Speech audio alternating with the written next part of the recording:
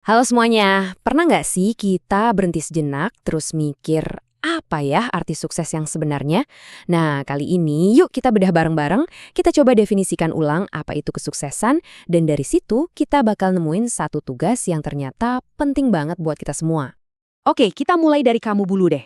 Coba pikirin sejenak, kalau dengar kata sukses, apa sih yang pertama kali muncul di kepala?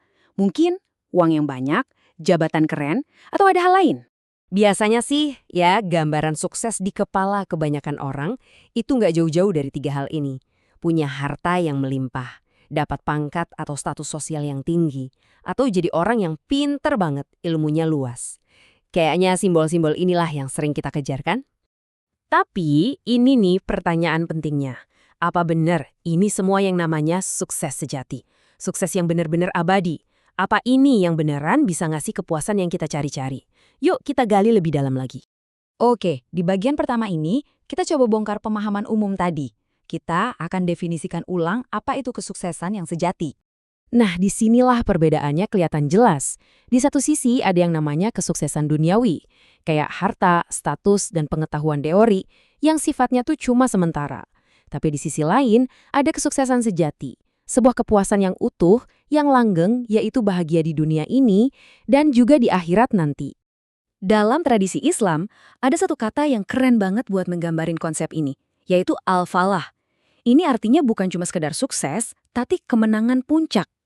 Makanya kita dengar kata ini setiap hari di dalam azan. Hayya 'alal falah, yang artinya, ayo kita raih kemenangan sejati. Jadi, poin kuncinya itu gini, punya harta itu nggak salah, punya jabatan tinggi juga nggak dilarang. Tapi, semua itu baru bisa disebut kesuksesan sejati kalau kita gunain itu semua sebagai jembatan untuk mencapai kebahagiaan yang abadi di akhirat. Inilah yang mengubah pencapaian biasa jadi luar biasa. Ternyata, pemahaman baru tentang sukses ini nggak berhenti di situ aja. Ini nyambung langsung ke tugas kita yang paling penting sebagai seorang muslim. Mari kita lihat apa itu. Ternyata nih, jalan untuk meraih al-falah atau kesuksesan sejati ini dibangun di atas sebuah pilar yang disebut sebagai syiar agama yang paling agung. Ini adalah fondasinya. Nah, ini dia. Amar ma'ruf nahi munkar. Gampangnya, ini adalah tanggung jawab kita bersama buat saling ngajak ke arah yang baik dan saling ingetin buat jauhin hal-hal yang buruk. Bisa dibilang ini adalah detak jantung kehidupan sosial dalam masyarakat. Dan kalau tugas ini diabaikan, dampaknya bisa mengerikan banget loh. Hak-hak asasi manusia jadi nggak ada harganya. Batas-batas Tuhan dilanggar tanpa rasa salah. Kebenaran jadi terkubur dan dilupain, sementara kebohongan dan kebatilan malah kedengaran nyaring di mana-mana.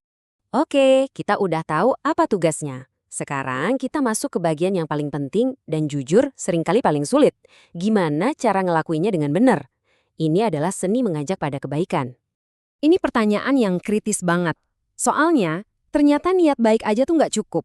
Tanpa kebijaksanaan dan cara yang tepat, niat baik kita justru bisa jadi bumerang yang malah bikin masalah jadi lebih besar. Oke, coba kita simak kisah yang luar biasa ini.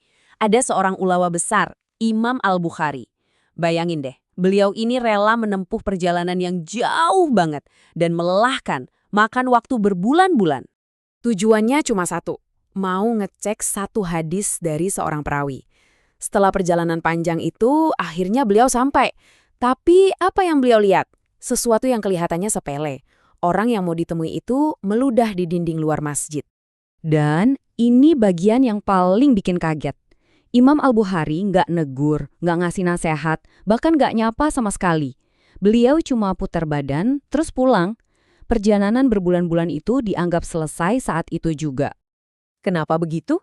Prinsip dibaliknya dalam banget. Buat Imam Al-Bukhari, jawabannya sederhana. Adab dan rasa hormat seseorang itu cerminan integritasnya. Kalau rumah Allah aja disepelekan, gimana bisa dia dipercaya buat menjaga amanah sabda Nabi? Nah, sekarang kita lihat contoh sebaliknya. Ada orang niatnya baik, mau ngingetin seorang badui soal cara berpakaian yang benar, tapi metodenya fatal. Dia langsung ngebentak dan ngejudge di depan umum. Hasilnya, orang itu bukannya jadi benar, malah makin menentang dan sengaja melakukan kesalahan yang lebih besar. Imam Al-Ghazali merangkum pelajaran ini dengan sempurna. Niat baik yang dieksekusi dengan cara yang buruk bukan cuma gagal, tapi bisa menciptakan kerusakan yang lebih parah. Jadi, Ini bukan sekedar tugas, tapi sebuah keahlian. Jadi, inilah poin intinya.